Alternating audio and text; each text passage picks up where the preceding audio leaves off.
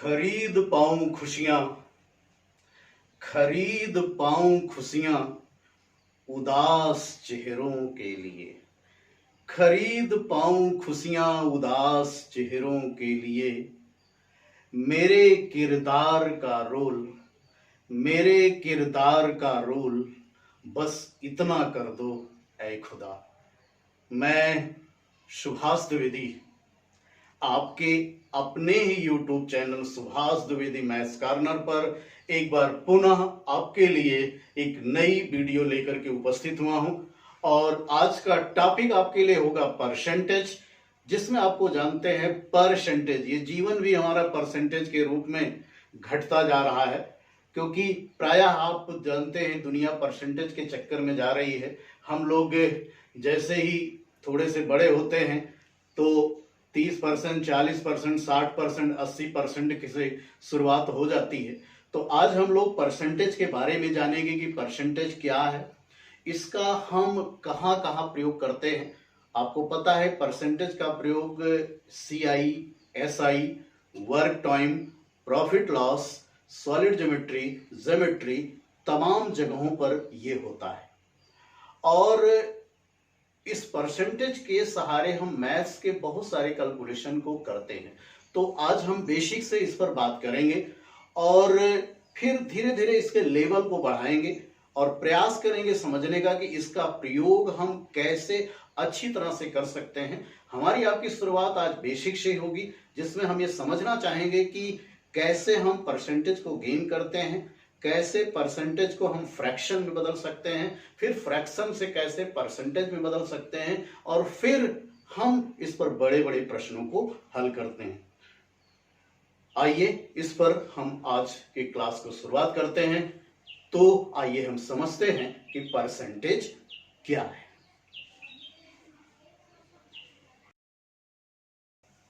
तो आज हम शुरुआत करते हैं किसकी, परसेंटेज, प्रतिशत। आपको पता है कि जैसे हम आपसे कह दें कि 100 में 5, प्रतिशत का अर्थ ही होता है कि 100 में कितना, 100 में कितना। एक सैकड़े में जितना लेते हैं उसी को हम क्या कहते हैं, प्रतिशत कहते हैं। आपको पता है इसका सिंबल भी आपको पता है। सिंबल जैसे ये लिखा है कहीं, यही परसेंटेज है।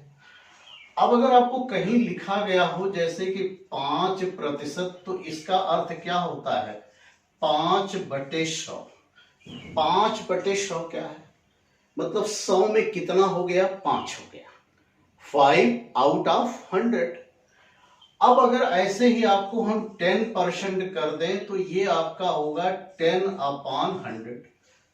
मतलब आपको समझ में आ रहा होगा कि 10/100।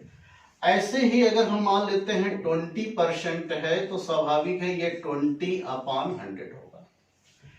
तो 5% मीन्स 5/100। 100 में जब कोई वस्तु कैलकुलेट की जाती है, मतलब उसकी जो इकाई होती है वो 100 हो जाती है। और 100 में कितना आप ले रहे हैं, जैसे 10 ले रहे हो तो 10%, 5 ले रहे हो तो 5%, 7 ले रहे हो तो 7%, 9 ले रहे हो तो क्या है, 9%।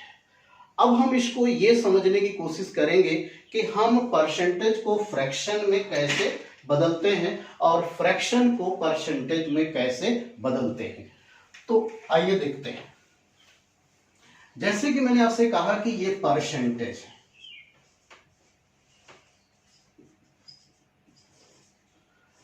और ये आपका फ्रैक्शन है। बाद में आपको कुछ फ्रैक्शंस याद रखने होंगे, उसका फायदा होगा और आपको पूरी वीडियो को ध्यान से देखनी होगी। उसके बाद आपको बेसिक कॉन्सेप्ट क्लियर हो जाएगा, तब आप समझ पाएंगे कि इसमें क्या क्या बातें आप सीख सकते हैं।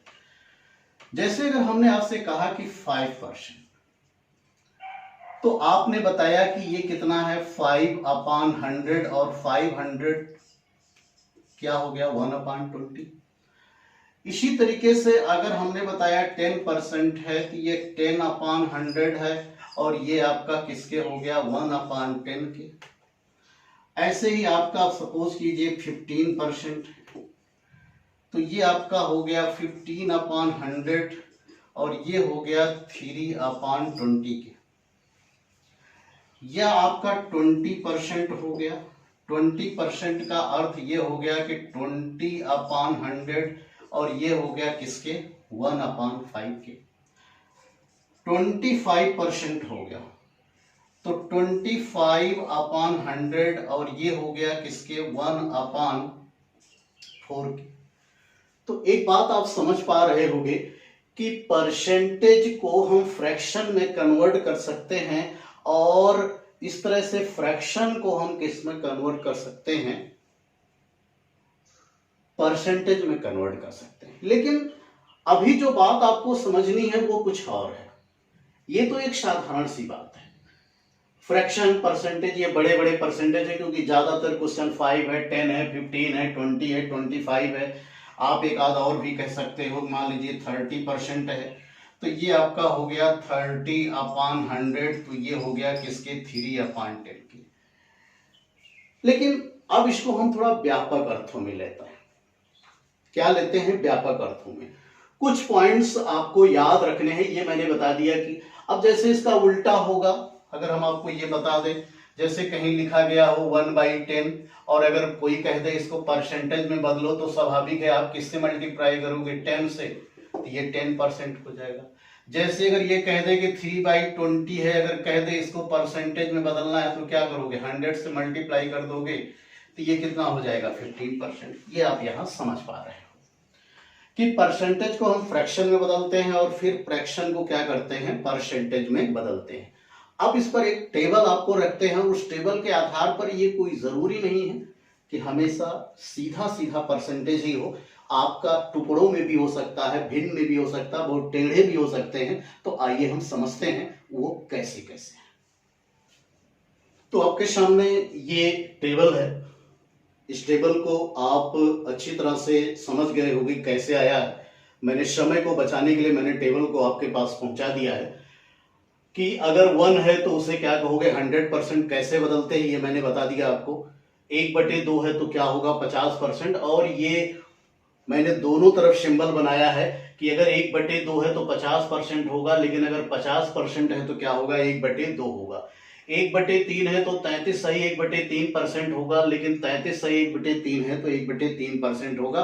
कैसे कन्वर्ट करते हैं ये मैंने बताया, लेकिन इसमें कुछ बातें आपको और भी सीखना है। जैसा कि आपको मैंने बताया कि 1/9 को आप क्या कहते हो 11 सही 1/9%। लेकिन सपोज कीजिए अगर आपको यहां से दे दिया 3/9, तो 3/9 तो याद रखना संभव नहीं है, कि सारे फ्रैक्शन नहीं याद रख सकते हैं, लेकिन कुछ बेसिक बातें याद रख सकते हो, और इसका इस्तेमाल हमें करना ही पड़ेगा। आपको अगर कम टाइम में क्वेश्चन को हल करना है तो आपको याद रखना है। अगर आपके पास समय पर्याप्त है तो आप अपने हिसाब से कर सकते हैं, आप उस समय भी कन्वर्ट कर सकते हैं। तो 3/9, तो ये बताइए 1/9 किसके बराबर है 11 सही 1/9, तो ये कितना है 3/9। अगर ये 3/9 है तो इसको 3 से गुणा कर दोगे, और जैसे ही इसको 3 से गुणा करोगे, 3 से 11 में गुणा करोगे तो क्या होगा 11 तिहाई 33, और यह भी 3 से गुणा करोगे 3 सही 1/9। 3/9 का मतलब हो गया 33 सही 3/9। नीचे नहीं गुणा होता है, केवल ऊपर ही गुणा होता है। आपको पता है 33 सही 3/9 को क्या लिख सकते हो 33 सही 1/3%। और 3/9 का मतलब क्या होता है आपको पता है, ये किसके बराबर है 1/3, और 1/3 आप यहां पढ़ चुके, आप ये समझ लीजिए कि क्या है 33 सही 1/3%। 33 सही 1/3%। तो अगर आपको कुछ पॉइंट आपको याद है तो उसके आधार पर भी निकाल सकते हो। जैसे एक दूसरा लेते हैं, सपोज कीजिए 1/11 है। आपको पता है 1/11 क्या होता है 9 सही 1/11%। अब सपोज कीजिए आपको 4/11 लिखा है, और 4/11 आपको याद नहीं है, 4/11 आपको याद नहीं है तो क्या करोगे? 1/11 इतना होता है तो 4/11 क्या होगा? इसको 4 से गुणा कर दो, 9 चौक 36 और ये 4 क्या हो गया? 11%। ये क्या हो गया? 4/11%। या सपोज कीजिए आपको यहां से हम कह दे कि 5/11, तो 1/11 किसके है? 1/11 आपका है 9 सही 1/11, तो ये कितना गुना है? 5 गुना है। अगर ये 5 गुना है तो गुणा कर दो, 9 पचे 45, 9 पचे 45 और 5/11, तो ये 5/11 किसके हो गया? आपका 45 सही 5/11%। आइए इस पर और भी आपको अभ्यास कराते हैं, और भी आपको अभ्यास कराते हैं। जैसा कि आपको यहां से पता है 1/8, 1/8 को आपको क्या बताया गया? 12 सही 1/2%। अब आपको कह दिया जाए कि अगर यहां 2/8 लिखा है, माना कि 2/8 करेंगे तो तुरंत समझ जाएंगे, 2 से गुणा करो, 12 दूना 24, ये हो गया 2/2%। तो आप जानते हैं 2/2 माने 1 होगा, 2/2 मीन्स क्या हो गया? 1, तो 24 में 1 जुड़ जाएगा, तो कितना आ गया? ये 25%। और 2/8 का मतलब आप जानते ही हो क्या होता है? 1/4। अगर सपोज कीजिए, वो तो आपका आसान था। अब अगर 3/8 है, कितना है? 3/8 है। अब अगर ये 3/8 है तो स्वाभाविक है 1/8 कितना होता है? 12 सही 1/2, 3 गुना, तो 3 से मल्टीप्लाई कर दो, 12 3 36, उसके बाद ये हो गया 3/2%। ध्यान से समझो, ये हमने क्या किया? 1/8 बराबर 12 सही 1/2% होता है, तो 3/8 हो गया। 3/8 का मतलब हो गया कि 3 से 12 को गुणा किया, 3 से इसके डिनोमिनेटर को मल्टीप्लाई नहीं कर सकते। लेकिन आप देख रहे हैं यहां जो 3/2 है उसमें 1 का भाग चला जाएगा, तो ये 3/2 का मतलब क्या होगा? 1 सही 1/2, तो फाइनली ये हो जाएगा 37 सही 1/2%। 37 सही 1/2%। तो इस तरीके से अगर हम इस टेबल को याद रखें, याद रखना ही पड़ेगा अगर आपको कम समय में करना है, बाकी आपको कितना भी टेढ़ा मेढ़ा होगा आप उसको समझ सकते हैं। चलिए एक और आपको प्रैक्टिस करा देते हैं। मान लेते ये हमने बताया कि 1/14। अब 1/14, 1/14 को आप क्या लिखते हो? 1/14 बराबर आपका है 7 सही 1/7%। अब कोई कह दे कि बताइए 3/14 क्या होगा, तो आप सोचने मत लगिए कि उसको पहले बदलोगे, फिर फ्रैक्शन में ले जाओगे, फिर भाग दोगे, ऐसा कुछ मत करिए, डायरेक्ट कर दीजिए। 3 से इसको गुणा कर दो, 3 सत्ते 21, 3 एक्के 3, 3/14 बराबर क्या है आपका? 21 सही 3/7%। तो या इसकी जगह पर हम लिख दे 5/14। अब अगर 5/14 है तो इसको 5 से गुणा करो, 7 पचे 35 और ये 5/7%। तो आपको उसे उतने से ही गुणा कर देना है, जिससे आपका फ्रैक्शन आपका परसेंटेज में बदल सकता है, और परसेंटेज किस में बदला जा सकता है? फ्रैक्शन में बदला जा सकता है। अभी मैंने मात्र आपको इतना बताया कि परसेंटेज को फ्रैक्शन में और फ्रैक्शन को परसेंटेज में कैसे बदलते हैं। अब हम इस पर और बातें बढ़ाते हैं। अब आइए हम इस पर समझते हैं कि कैसे इस्तेमाल करेंगे, एकदम बेसिक से। अगर सपोज कीजिए कोई संख्या, सपोज कीजिए पहले 50 थी, बाद में वो कितना हो गई? 70 हो गई। 50 थी, बाद में कितना हो गई? 70 हो गई। ये सपोज कीजिए x1 है, ये x2 है। तो अगर ये 50 थी, 50 से 70 हो गई, तो स्वाभाविक है, आपको पता है 50 से 70 होने का मतलब ये x1 इनिशियल वैल्यू है, और ये क्या है? आपका फाइनल वैल्यू। 50 से कितना हो गया? ये 70 हो गया। x1 आपका कितना है 50 है, x2 कितना है 70 है। तो इन दोनों का डिफरेंस क्या होगा, एकदम बेसिक की बात मैं कर रहा हूं, उसके बाद आपको इस पर और भी बातें लेकर के आऊंगा। डिफरेंस कितना होगा 20। तो जो आपका कमी या बढ़ोतरी, इंक्रीजिंग अथवा डिक्रीजिंग, जैसे आपसे कहेगा कितना परसेंटेज बढ़ गया और कितना परसेंटेज घट गया। जैसे आपने जब परीक्षा दिया पहले 50 नंबर था, फिर आपको 70 नंबर हो गया, तो बताइए इस बार कितना, 50 से कितना बढ़ा 70। तो यहां पर इंक्रीज प्रतिशत वृद्धि जिसको कहते हैं, प्रतिशत वृद्धि, इंक्रीज परसेंटेज। ध्यान से समझना, कई बातें इसमें आपको पकड़ में आ जाएंगी। इंक्रीज परसेंटेज, अब कितना परसेंटेज हुआ 20, कितने में 50 में, लेकिन परसेंटेज किस में निकलता है 100 में, परसेंटेज किस में निकलता है 100 में। तो 50 था, 50 से कितना हो गया 70। तो अगर कोई कह दे कि बताइए कितना परसेंटेज की वृद्धि हुई, इंक्रीज परसेंटेज कितना हो गया, तो क्या होगा 20/50, और ये क्या हो गया 100। आपको पता है कि डायरेक्ट भी कर सकते हो, 20, 50 दुआई 100, 20 दुआई 40, अर्थात इसमें कितने इंक्रीमेंट हुई 40%।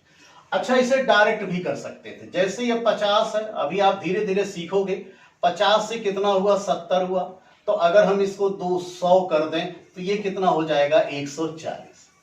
माना कि हर जगह ये 100 नहीं हो पाता, 100 आपको बनाना पड़ता है, तो इसलिए अभी बेसिक की बात कर रहे हैं।